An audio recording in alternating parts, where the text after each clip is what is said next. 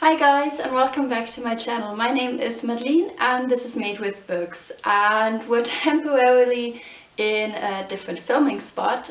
We had a book flea market from the non-profit I volunteer for this weekend, and we sold a lot of books at the flea market, but we also sold a lot online and they need to be picked up still, and so they are cluttering our office at the moment, and so I'm on this couch.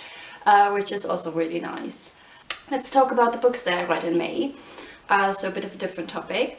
The first book that I finished, I read almost completely in April, but I finished it in May, and that is Widerstand ist zwecklos, aber sinnvoll by Helmut Ortner. This is a German non-fiction. The translation would probably be that resistance, there's no point in resisting, but it's still a sensible thing to do, if you roughly translate the title. And this is basically, it's sort of along the lines of little columns on political issues, but it's very specific about Germany in the year 2012. So I was gifted this by the publisher, by the way, but the publisher doesn't know I have a booktube channel. There was a gift from the book fair in Frankfurt last year, where we had a booth from work and there were a lot of publishers involved, so I've back then I've received quite a few gifts from the publishers, sort of as a thank you afterwards. They don't know I have a channel, they don't know I talk about books, so but I just wanted to say it anyway, put that out there. So this is a very specific book. I really enjoyed this. This is very left-wing. I agreed with most of the statements, not all of them that were made in here, and it's to a very specific time, so, and it hasn't been translated, so it's just a very specific book, but I did enjoy it. A book that more people have read and can read is Orange by Ichigo Takano, and this is a Japanese manga. I read this for the Asian Readathon. This has been translated by Aber. I hope I sort of pronounced that correctly. I don't read a lot of manga. I think I've read like 2 before this, and it's been a while. And I really enjoyed the storytelling in this. I enjoyed the art. So this is set in a Japanese high school, and it's basically told from the perspective of a teenage girl who receives a letter from her future self, and the things that she says in the letter are becoming true. And it's about a new boy coming to school, and he will die unless she does something to prevent this. So it's about time travel and things like that. The thing is, this is revealed sort of fairly early on, so I don't feel like it's a huge spoiler, and I thought it or expected it before I read it, is that he most likely committed suicide, so trigger warning for that. And in that sense it also worked for the Mentalhealthahon that was taking place in May. And so I have ordered and already have it at home, the second volume. This is a 2-volume series, and I will read the second volume and hold off my decision on how I feel about this series until then, because the thing is, suicide is not reversible, and so I take a bit of an issue with the premise. I did enjoy the story, and I will point out that the protagonist, at some point realizes that even if she saves him in her world, there's still another timeline where he did die. So I appreciated that, but I don't know yet how I feel about this series. I then felt like reading another graphic book or like a manga, and I saw in my local library that they have Paper Girls by Brian K. Vaughan, and I have to read out all the other names. Jared K. Fletcher, Matthew Wilson and Cliff Chang also are involved in the art, and Sarah Weisbeck translated this into German. And I was really excited because I heard very good things about this on BookTube. It's supposed to be this feminist graphic novel that is set in the 1980s, and it has, I will say, it has a really cool art style, sort of these bluish pink and purple tones to it, but I did not enjoy this graphic novel at all, unfortunately. I was very disappointed by it. I thought the storyline was very messy and confusing. You have these girls that are on a paper route and they're sort of looking out for each other, which is a nice idea, and then you have these sort of mysterious things happening. Maybe people coming from the future. It's not really clarified in this first volume, and maybe it becomes clearer in ongoing volumes, but I will not continue with this series. And I also really didn't appreciate that one of the main characters used homophobic slurs twice in this, supposedly, I guess, to set it in the time of the 1980s and to locate it that. And she does get a little bit of like repercussions about like saying, oh, you know, you shouldn't make those statements along those lines. But I still feel like if you need to use homophobia just to locate your time and your setting, then maybe you're not doing a good enough job with it to begin with. And so I didn't appreciate this. I then read a poetry collection that I have donated to the book flea market, so I can't show it to you. And that was called Danke, Spasibo, or Spasiba, which translates to thank you. And as you can tell, the title is both German and Russian. It's by Elizaveta Kuryanovich, and she is a Russian author who now lives in Germany. And it's a poetry collection that sort of plays with both languages, so she includes some Russian words in between, but not with the Russian alphabet. And she also uses some parts of the Russian alphabet as well, in like stylistically. So in that sense it was very interesting, was playing with some of those ideas and notions of belonging. But overall, unfortunately, this collection wasn't for me. I will say that was also a gift from the publisher, because I know the publisher, and I was at a different event, but he just gifted me that book, which was really nice. They have a lot of interesting poetry collections, and a lot of them are translated from different languages. So if you do read German and you're into poetry, then I would still recommend checking out the publisher in general. The next book I read was, or finished, I should say, was the Iliad by Homer. I started this in February and it's taken me 3 months to finish this, but this is not at all due to the book. This is due to the translation I read. But before that, I read this as a buddy read with Mark from Words Everywhere. If you are not subscribed to Mark, he's currently taking a short hiatus of BookTube, but you should definitely check him out and subscribe to his channel. He does fantastic content. He's really smart, funny and engaging, and he's a great part of the community, so please check out his channel. I will link it down below. I will do a separate video on this book. The next book I read was Als Gott und Britney sich im Wohnzimmer trafen oder Der Islam und ich by Luna Al-Mousli. I also read this for the Asian Readathon. Luna Al-Mousli is, I think she was born in Austria, but her parents are Syrian and she grew up in Syria. She grew up in Damascus, the capital of Syria, and she now lives in Austria again. And the title roughly translates to When Grandma, God and Britney Met in the Living Room, or Islam and Me. And this is about religion. This is about Luna Al-Mousli growing up in Syria before the whole war started. So this is at times, or mostly, it's very light-hearted and fun read. It's also very interesting with religion being just part of everyday life.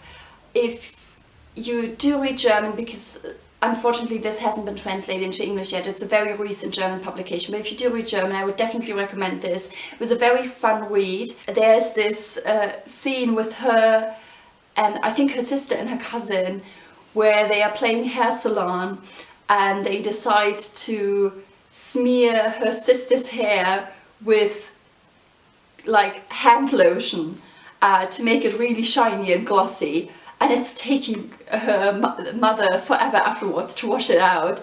But then she's like, yeah, but now she has the shiniest hair of all of us, so it did her some good.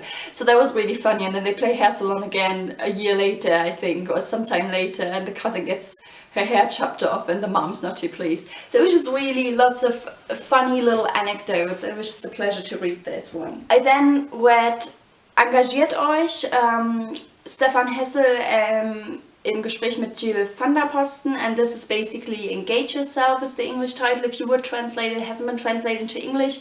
It has been translated from the French into German though, and it's been translated by Michael Kogon. You will find other books about Stéphane Hessel that have been translated into English. He is a Holocaust survivor who took part in writing the Universal Declaration of Human Rights, so a fascinating person and an important person, and this was just an interview with him about some current political issues, but because it was very, for me, surface level, and because I agree with all of the things he said, like yes, green politics are important and we need to watch out for climate change, and yes, the poor get poorer and the rich get richer, and yeah, we should do something about that. It wasn't a lot of new stuff for me, so I also donated this one for the book flea market, so I don't have it to show you.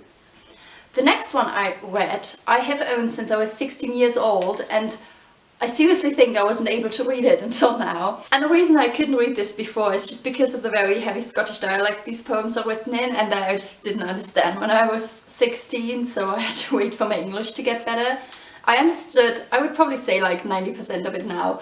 I really enjoyed these poems. They're about love, friendship, marriage. Some of them are funny, some of them are a bit raunchy. But yeah, I'm very happy to finally read this little booklet. Then I read a book for work, and that was Zur Strafe und als Belohnung, which would translate to as punishment and as reward. This is by Anna Zonová. And she's a Czech author, and she stayed in Hessen with the organization that I work for 1 month on a writer's stipend. It hasn't been translated into English, and the German translation was done by Christa Rothmeier. And again, this book I received through work from the publisher, so I didn't pay for it. Sadly, I didn't enjoy this translation at all, and I think it's due to the translation. I talked to somebody who was able to read the Czech original, and the translation just wasn't very good. But the story was very interesting. It's set in the Sudetenland, which is a part of the Czech Republic that has belonged to very different countries over time, that also Germans have lived there, and obviously after World War II they were sent away for good reasons. But that is an important aspect of history in that sense, and it's about how people have been sent there as a reward at times. So people that lived in even more outer regions but behaved good were sent there by the government as a reward, but then also people have been sent there as punishment, because it's also very much on the outer regions of the country. So it also talks about the inner political communist purges, and how the main protagonist, she's been sent there after her husband has been killed, who was himself a fervent communist, but who has been killed due to the inner political purges that were going on in the 50s. And you have the story is told from 4 different perspectives and in different timelines. It's a really interesting story, but sadly I did not enjoy the translation, so that really dampened my enjoyment of the book, unfortunately. I then ended the book with 2 absolutely fantastic reads though, which I'm very pleased with. Both of them were for the Asian Readathon. The first one was When I Hit You by Meena Kandasamy. This is set in India, and it's the story of an abusive marriage. So trigger warnings for emotional abuse, physical violence, rape. Just be aware of that if you go into this novel. This is a highly intelligent novel. The way that this is narrated, you have the different chapters are set up differently. You have, for example, a chapter where the narrator, our main protagonist, who is in this abusive marriage, sort of, she's also a writer, and she escapes it by writing letters to past and past lovers, both imaginary and real, but she always has to delete these letters or destroy this writing before her husband comes home, because she can't write it because he doesn't allow her to. But sort of like that was one chapter. The way that one chapter was set up was always letters to a lover, and you have like different setups in the different chapters, and it's just it shows very well the way this relationship escalates, the way they first get married after having known each other only shortly, and how it goes from emotional abuse about him not wanting her to have a Facebook page, about getting passwords for all her like email addresses, eventually deleting all her emails, and sort of like controlling her in this sense by using physical threats, not to her but to himself, and like injuring himself so she will comply, to moving towards physical violence and eventual sexual violence, and to the point where she fears for her life. And it's not a spoiler to say this, because this is given away in the very first pages, or it's actually starting out with this. She gets out of this relationship, and so you have this story told in hindsight. And it was just, it's a really harrowing story, but it's incredibly well told. I was just very, very impressed by this. I will say I read this as part of Readathon by the Feminist Orchestra Book Club, which is a Goodreads group that I will link down below, that is hosted by Jean from Bookish Thoughts and Lauren from Lauren Wade, and I will link their channels down below as well. I don't know, I don't think they have talked about the book yet, because the read-along goes until the end of June, but I just finished this in May. It was a 2-month-long read-along, so if you still want to join, you can. And the last book I finished in May was The Vegetarian by Han Kang, and I'm really happy I picked this one up. This is a novel that is set in South Korea. It has been translated from the Korean by Deborah Smith. And this translation has actually won the International Man Booker Prize in 2016, and I think deservedly so. This is basically the story about how one woman decides to stop eating meat, and also to stop eating any animal products, and also to use any kind of animal products, and the repercussion that this has in Korean society, where this is apparently much less acceptable than it has become in Western society at this point. And it is not told through her perspective though, so we get it through 3 different perspectives, and it's told in 3 parts, the story. And the first part we get is by narrated by her husband, who is not a likable character, let me tell you that to begin with. And I should again give trigger warnings for rape, self-harm and violence. And this also actually worked for the Mentalhealthahon, because you can't really tell in this story. In the end, she wants to become this plant-like existence, and you can't really tell. I'm not going to give away the ending of the novel, but you can't really tell whether she's struggling mentally or if there's like a magical realism aspect to this. You can't really know for certain. It is based upon a short story by Han Kang that was also in here, and that is called The Fruit of My Woman. And in this short story, the woman actually transforms into a plant. So it's interesting to see how the novel approaches this differently. The second part of the novel is told from the perspective of her brother-in-law, and it was both disturbing but also fascinating at the same time, and I don't want to get into it because otherwise I'm gonna like give you massive spoilers, I think. And the last part is told through the perspective of her sister, and deals with repercussions from the second part as well as the first one. And I think I like the part told from her sister's perspective the best, just because the way that her sister is trying to handle this. And yeah, this was just a fascinating, if very puzzling read. I will definitely pick up more Han Kang in the future. We own The Human Act, so I think that's going to be my next read by her. I am happy that I've read some of these books for the Asian Readathon and for the Mentalhealthahon. I know I said I would also read One Flew Over the Cuckoo's Nest, and I have started it, but I'm only 50 pages in so far, so you will probably hear me talk about it in my June wrap-up. And yeah, that's all I have for today, guys. Thank you so much for watching. Yeah, let me know if you've read any of these books, what you think about them, and I will see you in my next video. Bye, guys.